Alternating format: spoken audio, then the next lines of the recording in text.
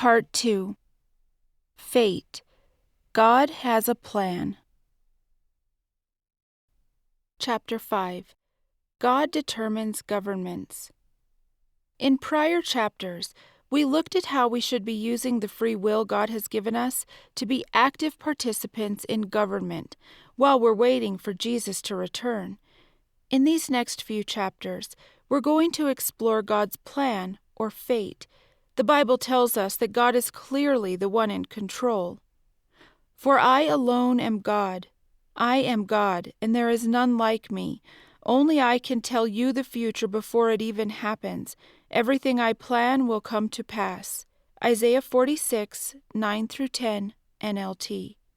This concept of fate versus free will can be a difficult one to grasp for sure. God knows all things, past, present, and future. Because He knows what's going to happen in the future, He can reveal it to us in the past. That's prophecy, predestination, or fate. However, you have free will. You know this because you make choices all the time. You can choose to follow God or not. You can choose to sin or not. It's just that God has planned and therefore knows all the consequences of each choice, and He also knows what you're going to choose. To give an overly simplistic example, think of one of those books you read as a kid where you get to pick your own adventure.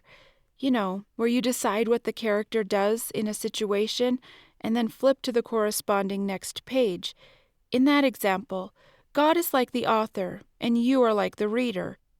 God wrote the story with every choice, adventure, and outcome accounted for, and you get to choose which path you take. If you have the Holy Spirit living inside of you, then God is working within you so that you'll want to do things that please Him and bring Him glory. Philippians 2:13. That's the sweet spot where your choices align with God's will. We're living during a time that often seems scary. We're told we're killing the planet and that we must start colonizing Mars. We see mass shootings, wars, epidemics, and natural disasters on the news. It can seem like it's out of control, but it's not. God is in control. He has a plan. Government and leaders in the government are part of His plan. Do you know who created the first government? God did. He created the angels before He created us humans, and He made some of them leaders over others. Of course, God was supreme as their maker. That's a government. It's when one or many have authority and influence over others. Satan was one of those leaders in heaven before he sinned and got kicked out. Ezekiel 28:14, Revelation 12:9. We also read in the Bible about one of the archangels, Michael, who is a leader of an army of angels. Revelation 12:7, Daniel 10:3. When God created the first humans, Adam and Eve, He made it clear He was their maker and they were accountable to Him. They were in His garden. He gave them dominion over it and the animals, and He gave them one rule to follow. Genesis 2. In God's first governments, He was the direct authority. They were theocracies. Throughout time, the types of government we've had on earth have changed to fulfill God's purposes. Government began as a theocracy in the garden with Adam and Eve. After they sinned and got banished from the garden, God remained their authority. He didn't formally put any rulers into place on earth for quite some time. God was still their ruler. Would they continue to strive to follow Him in their fallen, sinful state? Well, you know what happened. Eventually, no one was following God anymore, except for Noah. Because the world was full of wickedness and violence, and people only thought about evil, God flooded the earth. Genesis 6-8. In this period, the people chose to worship sin and evil. We know the father of that behavior is Satan. John 8:44. God was their authority, but they chose to worship Satan instead of God. Right after the flood, God still didn't formally put any rulers into place on earth. He was still testing mankind to see what they would choose to do. Would they follow God or not? He commanded Noah and his sons to go forth and fill the earth. That's not what happened, though. Instead, mankind gathered in one place and built the huge Tower of Babel that reached into the heavens. Genesis 11. The people went up instead of spreading out. They were trying to make a name for themselves. They wanted to live in the heavens with God. They wanted to be like God. This time, people chose to worship themselves instead of God. After this, God set apart a people group, a nation, which would be an example government for the rest of the world. It's Israel, Isaiah 49, and 1 Corinthians 10. God's promises for Israel begin with Abraham, Genesis 12. Abraham worshipped God. After several generations, Abraham's descendants became captives. They were all slaves of the Egyptian Pharaoh. They sold everything they had, including themselves, to Pharaoh, so they wouldn't starve. They didn't trust God to provide for them, so they put their faith in a foreign god, an idol. As you may recall, the pharaohs treated them harshly. This is when God formally chose a leader for the people. God already knew what people did when they didn't have a leader. Instead of following God, they sought other leaders. They had already worshipped sin, Satan, themselves, and now an idol. Now it was time to see what people would do when they had an intermediary leader chosen for them by God. He chose Moses. Yahweh said, "Come, now therefore, and I will send you to Pharaoh, that you may bring my people, the children of Israel, out of Egypt." Moses said to God, "Who am I that I should go to Pharaoh, and that I should bring the children of Israel out of Egypt?" He said, "Certainly, I will be with you." Exodus 3, 7, and 10 through 12. Once Moses led the people out of bondage, God established a formal government for them. Exodus 18, Numbers 11, 16 through 17. God let Moses select leaders to put in charge of 10, 50, 100, and 1,000 people. Those leaders handled disputes and issues that arose. They went to Moses with things that required his help and God's ruling. All the while, Moses continued to be the people's representative before God. God was even physically present with the people during this time. He appeared to them as a pillar of cloud during the day and a pillar of fire at night.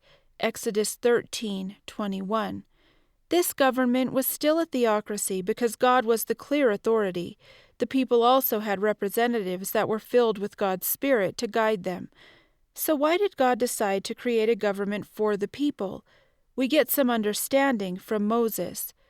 When he was near death, he asked God to appoint a new leader so the people wouldn't be like sheep without a shepherd. Moses spoke to Yahweh, saying, "Let Yahweh, the God of the spirits of all flesh, appoint a man over the congregation, who may go out before them, and who may come in before them, and who may lead them out, and who may bring them in, that the congregation of Yahweh may not be as sheep which have no shepherd." Numbers 27, 15 through 17. Domestic sheep without a shepherd can't protect themselves, find good pasture, find water, or get out of trouble. They need a shepherd. Prior to Moses, the people didn't have a shepherd. Once the people entered the promised land, God's pillar didn't go before them anymore. God created the government to be shepherds for the people. Paul the Apostle explains that a government is also a servant of God. It's meant to help people do good and not evil, because a government honors those who do right and punishes those who do evil. Let every soul be in subjection to the higher authorities, for there is no authority except from God, and those who exist are ordained by God. For rulers are not a terror to the good work, but to the evil. Do you desire to have no fear of the authority? Do that which is good, and you will have praise from the authority. For he is a servant of God to you for good. But if you do that which is evil, be afraid, for he doesn't bear the sword in vain, for he is a servant of God, an avenger for wrath to him who does evil. Romans 13, 1, 3 through 4. I know some of you think government is inherently evil. That's not how God sees it. He instituted it for our benefit. During the time of Moses and Joshua, the people worshipped and followed God because they had a godly government. Now, after Moses and Joshua died, God didn't appoint a new leader over all of Israel. Remember, they had elders who were filled with the Spirit who should have been leading their own groups of people. Unfortunately, they didn't. The next generation didn't know God or any of the miracles he had done for Israel. Judges 2:10. The government and its leaders failed to do their job. They weren't good shepherds, so the people went right back to what they had done in the past. They worshipped the gods of all the people groups around them. Without a godly government, the people quickly went astray. So, God raised up people called judges in the Bible. Gideon, Samson, and Samuel are some examples. God gave the people shepherds when they cried out to him for help. The judges delivered the people from their sin and captivity and turned them back to worshiping God. But it got to a point where the people no longer wanted judges. They wanted a king. Then all the elders of Israel gathered themselves together and came to Samuel to Ramah. They said to him, "Behold, you are old, and your sons don't walk in your ways. Now make us a king to judge us like all the nations." But the thing displeased Samuel when they said, "Give us a king to judge us." Samuel prayed to Yahweh. Yahweh said to Samuel, "Listen to the voice of the people in all that they tell you, for they have not rejected you, but they have rejected me as the king over them, according to all the works which they have done since the day that I brought them up out of Egypt, even to this day, in that they have forsaken me and served other gods. So they also do to you. Now therefore, listen to their voice. However, you shall protest solemnly to them, and shall show them the way of the king who will reign over them." 1 Samuel 8:4-9. The people wanted to be like all the other nations around them who had kings. When Samuel discussed the people's requests with God, Yahweh, God told him not to take it personally. The people were rejecting God as their king, not Samuel as their judge. It's what the people had always done, reject God. God warned the people what would happen, but he still let the people have what they asked for. Here, we see God give them a new type of government. While this appears to be something the people demanded of God and he acquiesced, it was actually prophesied long before this happened. Let's see what Moses told all the people right before they entered the promised land. "When you have come to the land which Yahweh your God gives you, and possess it, and dwell in it, and say, 'I will set a king over me, like all the nations that are around me,' you shall surely set him whom Yahweh your God chooses as king over yourselves." Deuteronomy 17:14-15. God knew the people would turn from him and demand a king. It was fate. Yet our free will works in perfect harmony with God's plan and prophecies. God gave the people what they asked for and chose Saul as their first king. 1 Samuel 9-10. After King Saul, God continued to place kings over his people. They had kings right up until they were taken captive in Babylon. When the Israelites were allowed to return to their land, they were still governed by the kings in Babylon. When we fast forward to the New Testament, we see the Roman Empire is the new government, and Caesar is the king. It's the same type of government we all live under today. We call our kings by different names: president, prime minister, chancellor, chairman, supreme leader, but it's still the same if you think about it. Sure, the details regarding how leaders are chosen and the type of power they have vary across nations, but it's still one ruler over many people, just like in the first government God created, which had people under Moses in positions of authority. It's the same today. We all live under some type of king on earth. This is the last type of government we'll see before the rapture: kings. It's also the last type of government before eternity starts. Jesus is the King of Kings after all, and he will physically rule as king on earth during the millennial period. We're going to explore this in detail in Part 7 when we look at future fulfillments of the election Omen. I hope you learned that God chooses governments all while honoring our free will. In the next chapter, we're going to explore God's plan in choosing leaders.